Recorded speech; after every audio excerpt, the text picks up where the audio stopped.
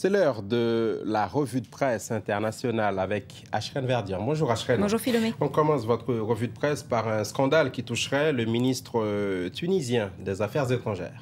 Oui, on l'appelle déjà le Sheraton Gate. C'est le site d'information To Be Good Again qui a révélé l'affaire. Alors apparemment, Rafik Abdesalem Bouchleka, ministre tunisien des Affaires étrangères, se serait payé des chambres d'hôtel luxueuses au Sheraton de Tunis sur les deniers du ministère. Une chambre pour lui-même et une autre pour une illustre inconnue. Alors une affaire de mœurs présumée en puissance qui fait beaucoup parler en Tunisie, d'autant que Rafik Abdesalem Bouchleka n'est autre que le gendre de Rached Ghannouchi, le leader du parti islamiste Ennahda. Et comme le rapporte le site Business News, l'inconnue en question serait la cousine du ministre. C'est en tout cas ce qu'elle affirme, ajoutant qu'elle s'est rendue à cet hôtel pour s'entretenir avec son cousin, trop occupé pour la recevoir durant la journée. Le ministre, de son côté, crie évidemment à la diffamation, mais il a bien du mal à se défendre, nous dit le site d'information Capitalis, et à convaincre, relevant d'une interview radio du ministre. Plusieurs contradictions dans ses témoignages et demande donc au ministre de partir purement et simplement. On passe maintenant à la Syrie où une autre défection a eu lieu au sein du camp Assad, une défection d'ampleur. Oui, ça pourrait même être l'une des défections les plus importantes du gouvernement syrien depuis le début du mouvement de contestation, car le général Abdulaziz Jassem al-Chalal était notamment responsable du département de l'armée syrienne chargé justement d'empêcher les défections dans l'armée. Et cela inspire une caricature éloquente à l'International Herald Tribune.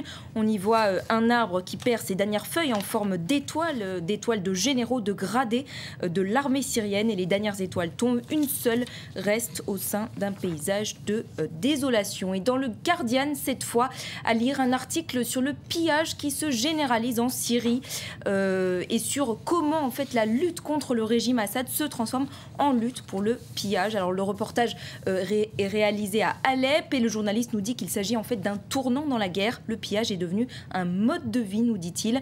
Et le résultat, c'est que parfois, dans certaines batailles cruciales contre l'armée syrienne, les rebelles sont tellement prompts à se livrer à des scènes de vol qu'ils en oublient en fait le conflit et dédient vraiment toute leur attention au pillage, des activités qui sont aussi la source de rivalité entre combattants rebelles, voire même de règlement de compte, et qui nuisent aussi évidemment gravement à l'image de la rébellion près de la population. Ainsi, un capitaine rebelle nous dit: c'est un désastre pour la révolution syrienne. Au Pakistan, le fils de feu Benazir Bhutto se lance en politique à Ashrène sous la bannière du PPP, tout un symbole, 5 ans, jour pour jour, après l'assassinat de sa mère, l'ancien Premier ministre pakistanais. Oui, le journal pakistanais Dawn fait le récit de cette journée où des centaines de milliers de personnes se sont rassemblées dans le village où se situe le mausolée Bhutto pour rendre hommage donc à sa mère, et où Bilawal a prononcé donc son discours public accusant le pouvoir judiciaire de ne pas avoir jugé les assassins de sa mère. 5 ans après la mort de Benazir Bhutto, le PPP était impatient de présenter une troisième génération de Bhutto, évidemment, minée aussi par des allégations de corruption et à l'approche d'élections nationales prévues au printemps, on le sait. Pour Samira Shackle de The Independent, Bilawal est vraiment la carte clé pour regagner une vraie assise populaire, car la famille Bhutto reste évidemment une référence dans le pays, et le nom même de Bhutto est porteur d'une charge émotionnelle forte qui pourrait parler aux gens.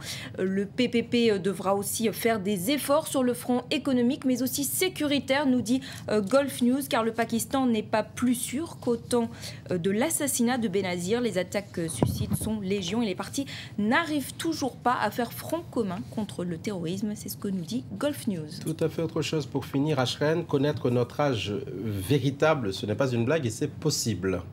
Oui, un article donc à lire dans The Independent ce matin. Un test sanguin controversé prétend effectivement pouvoir nous dire à quelle allure nous vieillissons, Philomé. Une centaine de Britanniques l'auraient déjà fait. C'est un test révolutionnaire, nous dit le journal, qui pourra bientôt peut-être être utilisé pour nous dire donc combien de temps il nous reste à vivre. Et l'entreprise qui développe ce test estime que 10 fois plus de Britanniques le feront l'an prochain. Il vaut quand même 800 €, Philomé, il faut le dire. Certains craignent qu'il ne soit aussi demandé par certaines compagnies d'assurance pour savoir quelles sont nos prédispositions à contracter telle ou telle maladie. Tout cela ne nous rajeunit pas, Ashrène Verdian. C'était la revue de presse internationale.